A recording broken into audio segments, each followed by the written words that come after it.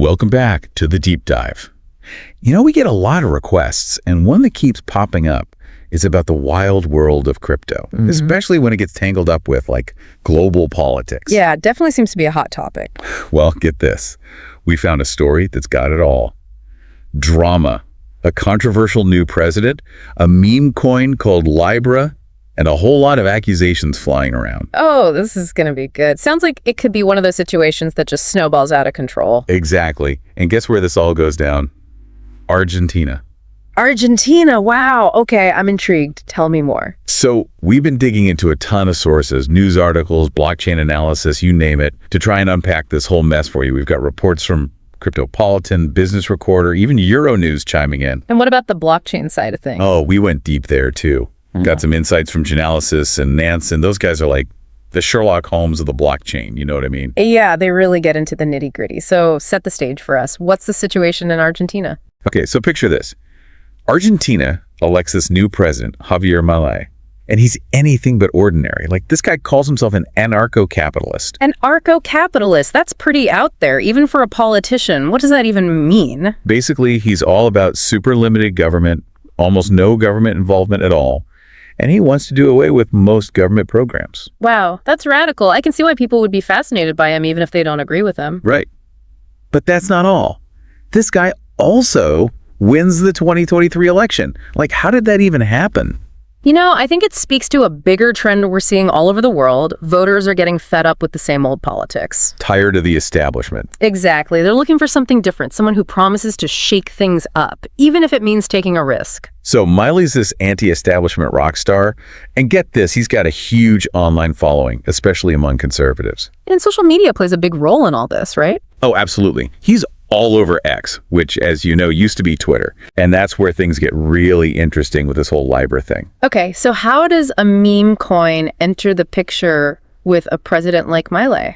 Well, Milei goes on X and endorses this meme coin, LIBRA, linking it to, get this, economic growth for Argentina. Hold on, the president endorsed a meme coin. Talk about a risky move. And his followers, they ate it up. They saw it as like a sign, a signal to buy. Like, if the president's in, it must be legit. Yeah, I can see that. So what happened? Did people start buying? They went crazy for it. The coin's price exploded. It shot up to almost $5, like within hours. Everyone was talking about LIBRA. But we know how these meme coins go. They're all hype, right? Exactly. It's like a digital gold rush. Everyone's rushing in, hoping to strike it rich. And usually someone ends up holding the bag. Which is exactly what happened. Just as quickly as it went up, LIBRA crashed.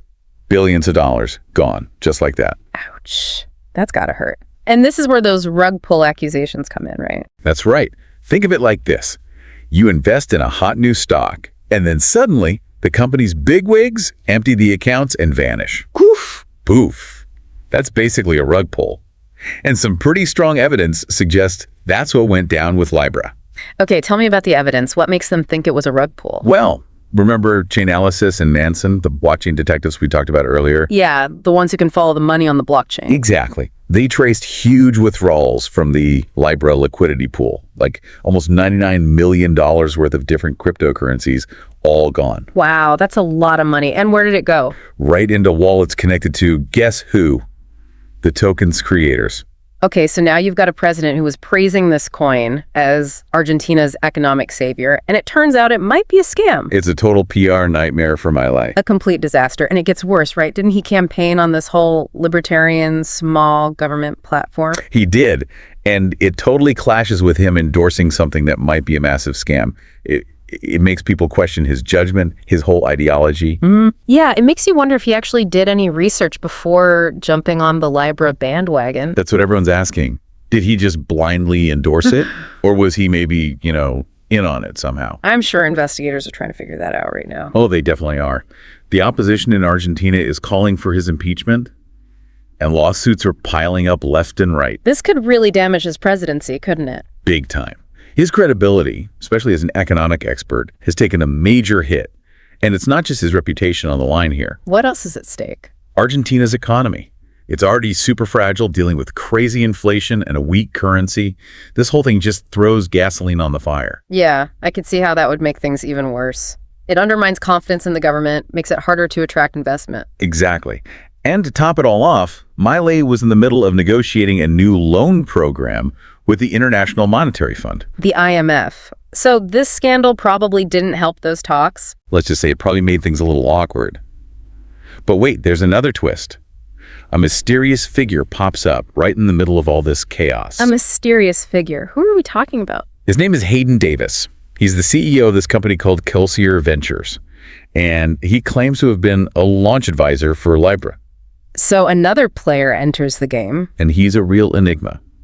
On the one hand, he says he's holding $100 million from the LIBRA marketplace to, quote-unquote, reinvest. But then on the other hand, he's denying any involvement in a rug pull. He even says he wants to help Argentina. This guy sounds like a walking contradiction. I wonder what his real story is. Right. It's hard to know what to believe, and to make things even more interesting, he's got connections to another meme coin launch that went sideways. Another one. What was it this time? Melania Trump's meme coin. Hold up. Melania Trump had a meme coin. She did. And guess what? It had a lot of the same issues as LIBRA. And guess who was involved in that launch too? Hayden Davis. Okay, now things are really getting weird. So we've got Milei, who's gone completely silent about LIBRA, and this shady character, Davis, making promises and denying everything. What a mess. Right. It's like a real-life financial thriller. So what happens next?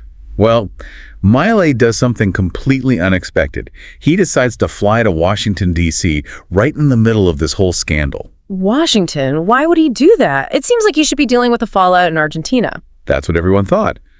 But his trip to the U.S. adds a whole new layer of intrigue to this already crazy story. So Milei just takes off for Washington while everything's hitting the fan back home. It seems kind of crazy, don't you think? Well, it seems the trip was already in the works for weeks. Supposed to be about hammering out an IMF deal and cozying up to the U.S. But yeah, with the whole labor thing blowing up, the timing couldn't be worse. It's like he's running away from the problem. Did he really think he could just, jet off to Washington and everyone would forget about LIBRA? I doubt it. I think it became more of a strategic move, trying to change the subject, shift the focus away from the crypto mess and onto his bigger economic plans. And where does he make his grand entrance? CPAC, the Conservative Political Action Conference. The heart of Trump land. To talk about a calculated move, he knew he'd get a warm welcome at CPAC, a crowd that loves his libertarian ideas. And they ate it up, didn't they? Cryptopolitan even called him a rock star. His speech went viral. His whole anti-establishment message really hits home with that crowd, makes him look like a strongman, a disruptor. Kind of reminds you of, Trump? Yeah. And speaking of familiar faces, he also had a big meeting with Elon Musk, the guy who can make or break a cryptocurrency with a single tweet. Oh yeah, Musk is a big Milei fan, called him a true reformer. I guess they see eye to eye on the whole free markets thing. Yeah. So what did these two talk about? SpaceX, Tesla, the future of Dogecoin. Actually, Bloomberg reported that they mostly talked about energy trade and, no surprise, digital assets. No word on whether LIBRA came up specifically, but... I bet Musk had some interesting thoughts on that. I mean, the guy's tweets about Dogecoin have sent its price through the roof. Wonder if he gave Milei any advice on damage control. Meanwhile, back in Argentina, the scandal was still front-page news. Opposition politicians were calling for Milei's resignation. Some even wanted to impeach him. They saw this as their chance to show that Milei was reckless, incompetent, and public opinion was definitely turning against him. Yeah, the initial excitement about him started to fade. People were feeling the pain of those LIBRA losses, starting to wonder if they could trust him. So what does Milei do? Apologize. Take responsibility. Not a chance. He went on the attack, called the accusations a political hit job, said his rivals were trying to smear him. Classic deflection. Straight out of the... Trump playbook. Exactly. Instead of facing the music, he's trying to rally his base, play the victim. It's a risky move, though. Definitely. If the investigation finds something that ties him directly to the LIBRA scam, it could be game over. But for now, it seems to be working. His core supporters are sticking by him, convinced that he's being unfairly targeted. But let's not forget about the elephant in the room. The IMF. That was the whole point of his trip. To secure that loan program. Yeah, but imagine you're an IMF official sitting across the table from Milei, knowing this guy just endorsed a crypto that imploded. Not a good look. Not exactly a confidence booster. And it's not just that. Miley's whole economic philosophy is kind of the opposite of what the IMF usually goes for. Yeah, he's all about slashing government spending, privatization, deregulation. In IMF, they're more into austerity measures, keeping things tight. Totally different approaches. So how did the talks actually go? Well, they did meet with Kristalina Georgieva, the IMF's managing director. That's significant, at least. Shows they're willing to talk, despite the drama. And Georgieva even posted on X, saying their teams were working constructively. No details, though. What kind of concessions is Milei willing to make to get that loan? That's the million-dollar question. He desperately needs that money to get Argentina's economy back on track, but he can't risk upsetting his supporters by giving up on his core beliefs. Talk about a tough spot. But this whole trip wasn't just about the IMF, was it? Oh, right. The trade tensions with the U.S., the tariffs that Trump slapped on Argentina. Exactly. And now Milei, Mr. I love Trump, has to deal with the consequences. It's kind of ironic, don't you think? Yeah, it shows how complicated things can get in international relations. Even close allies can have serious disagreements when it comes to money.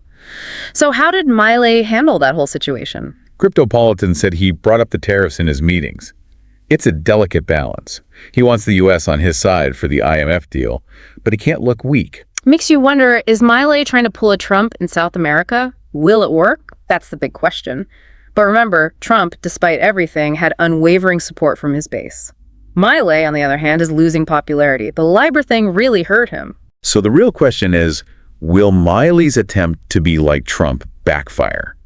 Will LIBRA be his downfall? So we've seen Javier Milei go from this outsider candidate to president, and now just a few months in, he's facing a crisis that could make or break him. The LIBRA scandal really exposed some weaknesses, didn't it? I mean, he promised this radical change, but now he's caught up in his own mess. It's definitely not a good look. So let's talk about the future. What are the long-term consequences of this whole thing? For Milei, for Argentina, for the crypto world in general? Well, for Milei, the damage is done. He can't really undo that. He built his reputation on being an economic expert, on fighting corruption, but this whole thing just shattered that image. Yeah, it's going to be tough to win back that trust. His opponents are using this to paint him as either clueless or crooked. Exactly. They're saying he's unfit to be president. And, you know, it's hard to argue with that. How could someone who claims to understand economics fall for a scam like this? But Miley's a fighter, right? We've seen how he deflects and goes on the offensive. Could he possibly come back from this? It's possible, but it's a long shot. A lot depends on what the investigations uncover. If there's clear evidence linking him to the LIBRA scam, well, that could be the end of his presidency. And even if he doesn't get impeached, governing with this cloud hanging over him is going to be almost impossible. He's got a hostile Congress, a skeptical public, and his power is definitely weakened. He's not the strong, decisive leader he tried to project anymore, and now he looks vulnerable, and that's never good in politics. True. But what about his base? Those hardcore supporters who believed in his vision? Could they be enough to keep him going? Maybe. They might see this as a witch hunt, an attempt by the establishment to bring him down. That kind of loyalty could be his saving grace. So we'll have to wait and see how it all plays out. But let's shift gears for a minute and talk about Argentina. How's the country been affected by all this? Not well.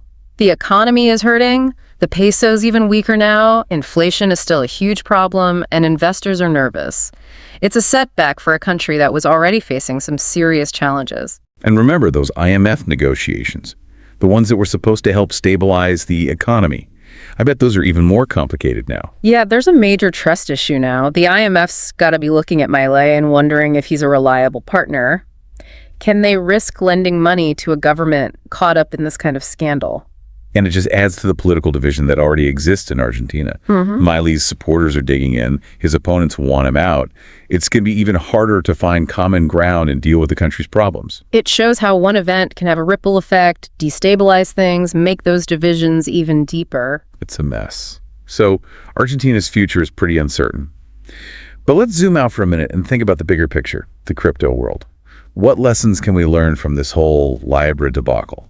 I think the biggest takeaway is that meme coins are risky business. They're driven by hype, and they can be incredibly unpredictable. People see a famous person endorsing it, or they hear stories of people getting rich quick, and they jump in without really understanding what they're getting into. Exactly, and there's not a lot of regulation in the meme coin world, which makes it easy for scams and rug pulls to happen. LIBRA is a perfect example of how quickly things can go south. It's not just individual investors who get hurt either. Yeah. It makes the whole crypto industry look bad and makes it harder for legitimate projects to gain any traction. Right. It feeds into this idea that crypto is just a wild west full of scams and people trying to get rich quick. So what can we do to protect people and prevent another LIBRA situation? Education's a big part of it. People need to know the risks involved, learn how to evaluate crypto projects before they invest. And we need better regulation, not to stifle innovation, but to create some safeguards for investors and encourage responsible growth in the industry. It's about finding the right balance. LIBRA showed us what can happen when that balance is off. This whole deep dive has been quite a ride. We've seen how unpredictable the world of crypto can be and how it can affect politics, economics, people's lives. It's a story about ambition, risk, the dangers of unchecked power. Javier Milei's fate is up in the air. Argentina's at a crossroads, and the crypto world's dealing with the consequences of a major scandal. So what's the one thing you want our listeners to take away from all this?